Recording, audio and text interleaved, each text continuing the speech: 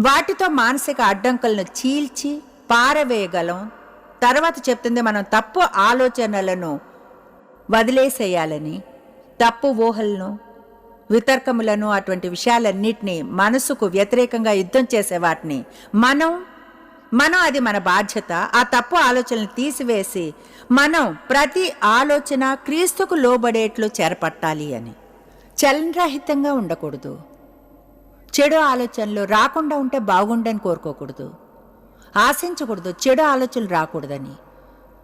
ఎవరో మీకు మ్యాజికల్ సందేశాన్ని ఇస్తారని వెయిట్ చేయకూడదు. చెడు ఆలోచనలు రాకుండా చేయగలిగేది నిజం ఏమిటో దాన్ని తెలుసుకుని తర్వాత పరిశుద్ధాత్మ మీకు గుర్తు చేసిన ప్రతిసారి ఏమనంటే మీ ఆలోచన దేవుని వాక్య ప్రకారంగా లేదని మీరు ఆ ఆలోచనను మానివేసి దాన్ని యేసుక్రీస్తుకు లోబడేలా చెరపట్టి ఏదైనా మంచిదాన్ని ఆలోచించడాన్ని ఎంచుకోవాలి. మీరు కానీ చెడు ఆలోచనలు తీసివేసి ఎన్నడూ మంచి ఆలోచనలను ఆలోచించుకుంటే నిజంగా యుద్ధం అనేది ఉంటుంది. ఎందుకంటే ఖాళీ చోటు సాతానుకు చోటు.